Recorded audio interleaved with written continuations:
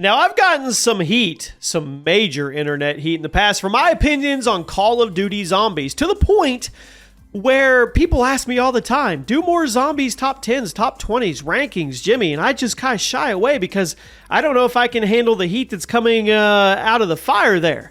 But today, I'm going to redeem myself, or I'm going to try to redeem myself. Today, I'm going to try and engage the community and give you what I think are the 20 worst maps in Call of Duty Zombies history. If you know me, you know this is not an easy video to do, but I'm stepping up to the plate. Keep in mind, I'm a casual fan of the Zombies modes in Call of Duty, but I also do my best to be the internet's COD historian, so hopefully I did right by you guys this time around. You let me know in the comments what you think the worst Zombies map is. Drop a like on the video, and if you want more Zombies content, you let me know. You let me know. At number 20, here we go, the worst, okay? Descent in Advanced Warfare.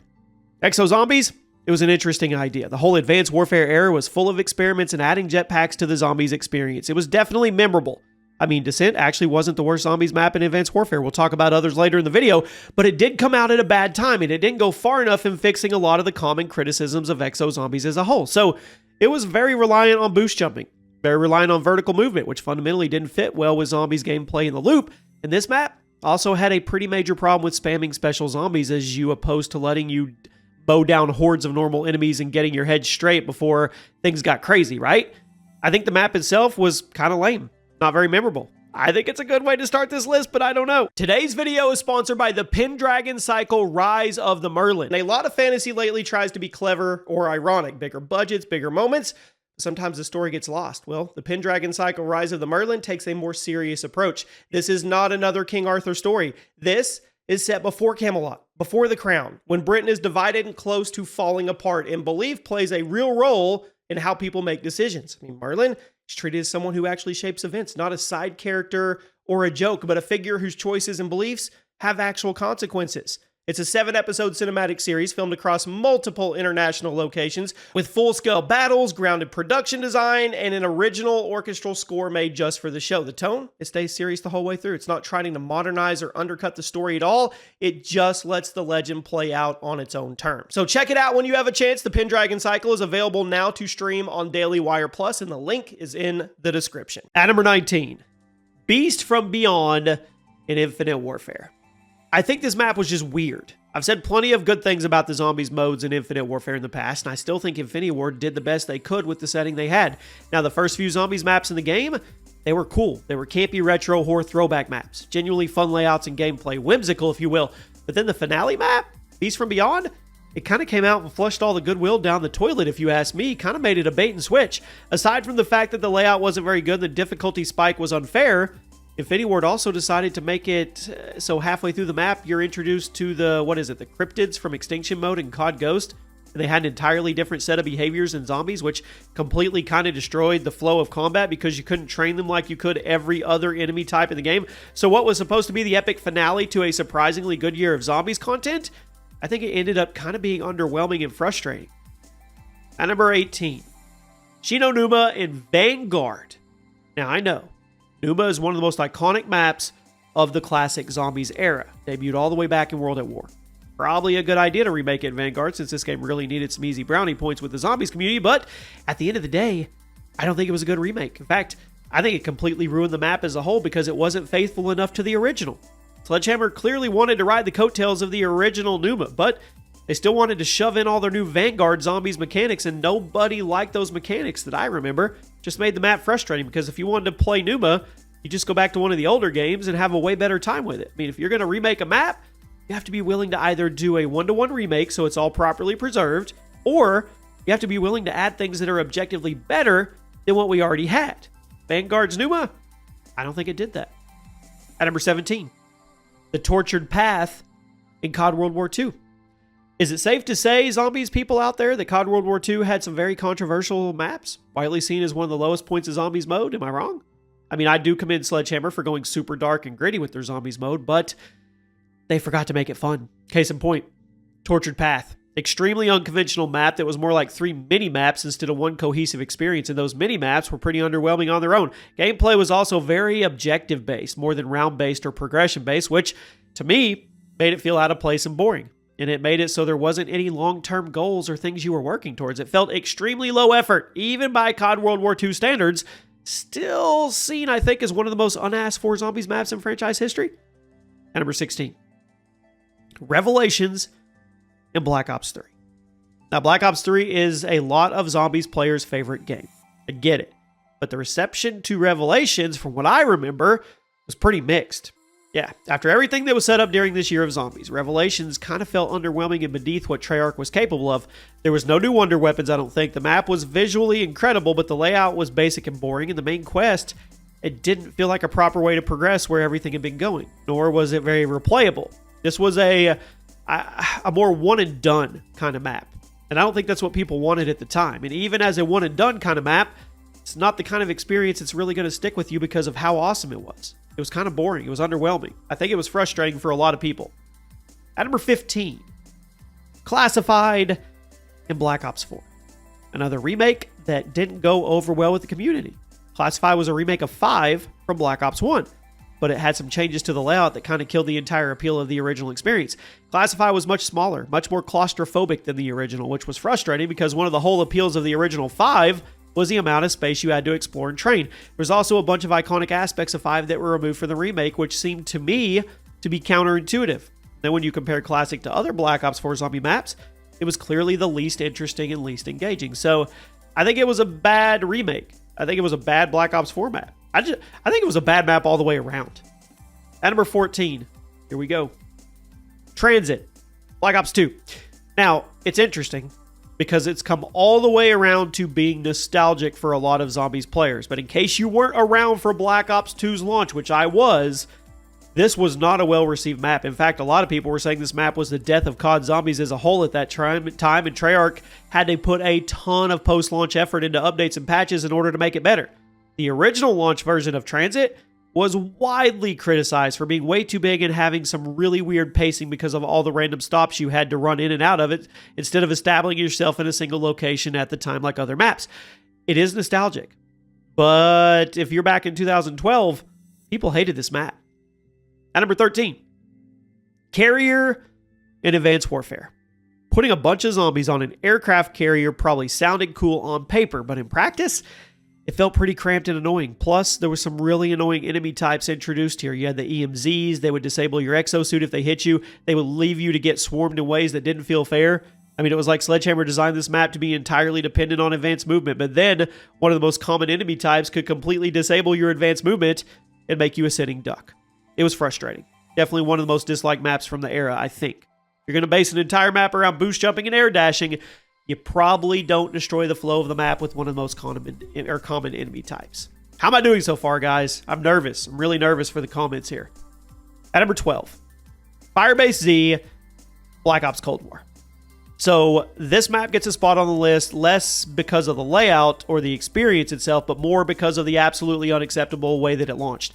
Firebase Z was nearly unplayable upon release because of all the technical issues, and after the severe content drought that Black Ops Cold War was experiencing at the time, I think that was unacceptable.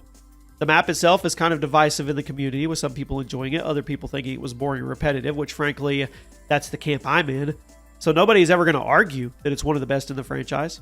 But I guess what I'm trying to say here is that it launched in a completely unacceptable state, and then even after all the technical issues were fixed, it wasn't giving you a super awesome experience that was worth the frustration.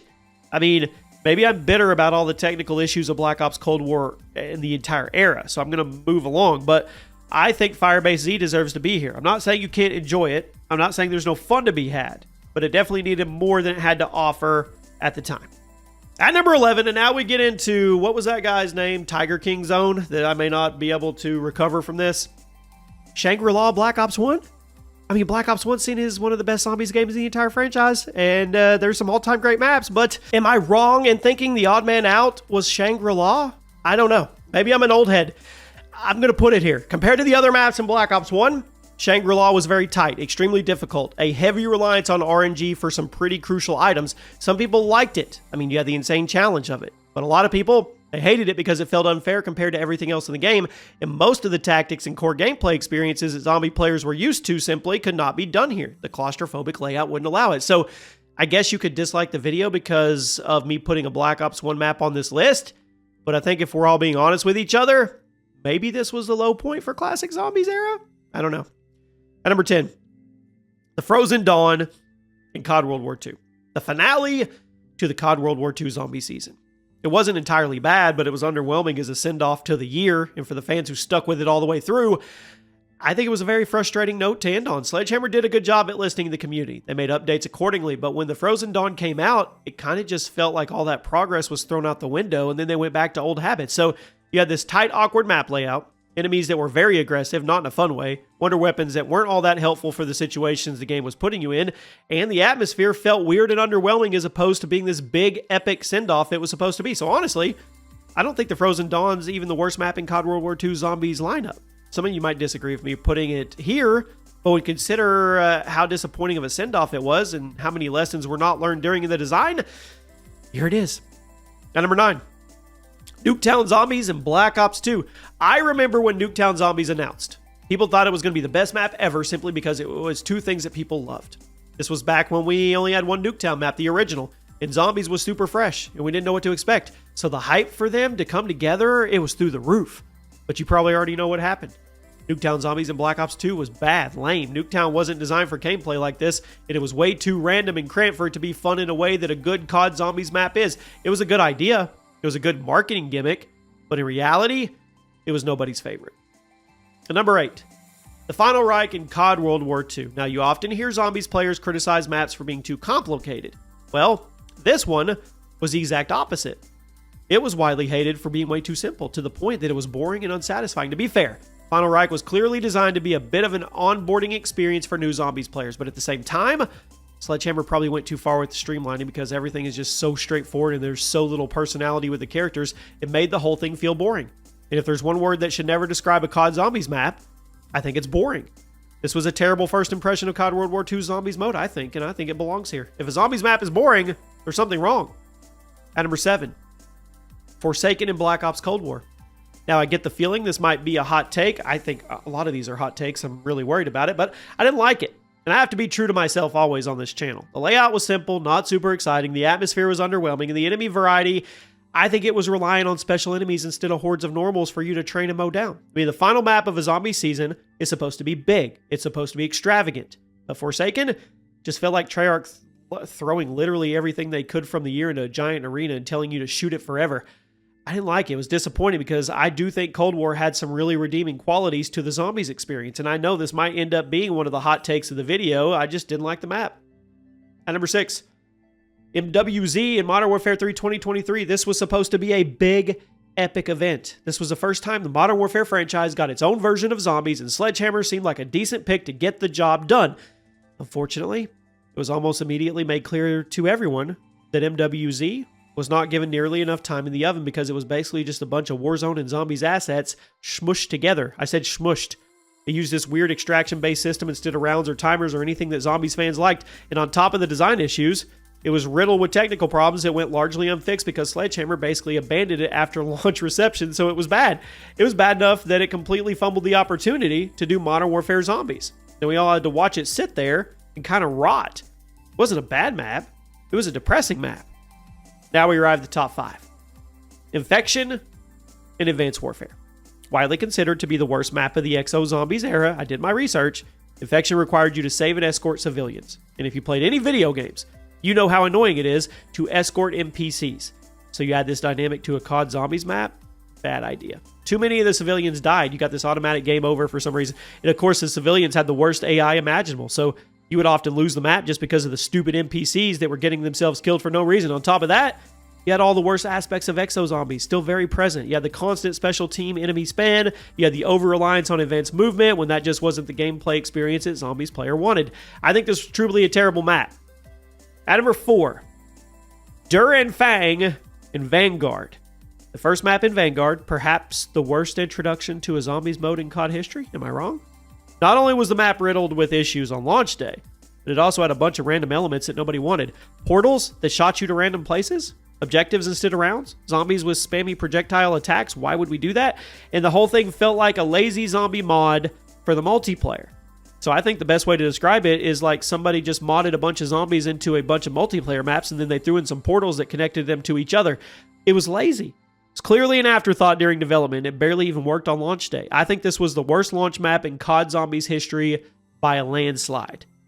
At number 3, the Darkest Shore in COD World War II.